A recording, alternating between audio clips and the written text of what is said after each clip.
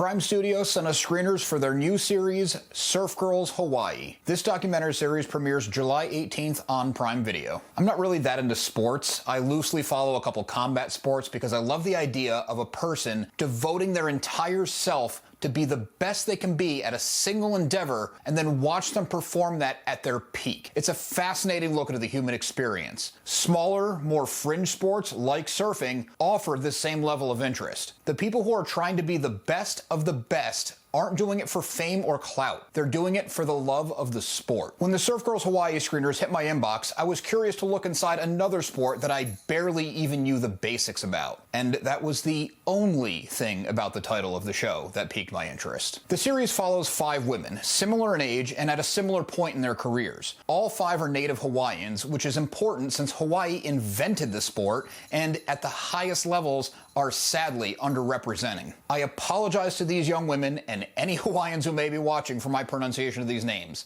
At this point, I'm not even sure if I should be saying Hawaii or Hawaii. The series follows Evia Wong, Maluia Kinimaka, Pua DeSoto, Brianna Cope, and Moana Jones Wong, not related to Evia. Not related to Evia. There was some interest in following more than one athlete on this journey.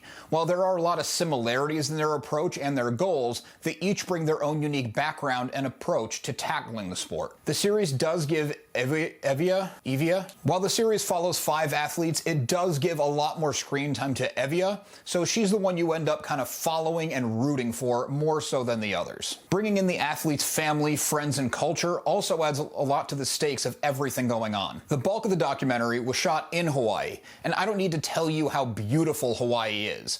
I just wish the screener stream was better quality so I could really get into the scenery. Even when the documentary crew is doing an interview with one person, you can't help but disappear to the background of just admiring the scenery around you. I'm hoping this isn't an oversight on the visual quality of the documentary, but just because I was watching screeners and not the fully released final polished product. I went into this show with no real understanding of the sport. The documentary does a fairly solid job letting you know where each athlete stands, what they're going for, and what the result of each attempt is. Though I do wish there was a little bit more explanation as to what the judges look for in a surf competition. Surf Girls Hawaii is a 4-part limited series with each episode running about 45 minutes. The editors do a great job giving you a cliffhanger to come back on the next episode for, but something about the whole editorial process, it just felt off to me all the way through. Following 5 athletes, but having a lot of similarity in their stories, I think the documentary might have been more effective following fewer individuals so more depth could have been gotten on the ones that it did follow. The documentary felt both too long for 4 parts and too short for 5 athletes. Splitting the difference could have tightened things up or left more breathing room for elements that the documentary touched on and could have done it well at diving deeper into, such as the Hawaiian culture, the girls' lives and their backgrounds, the training they have to go through.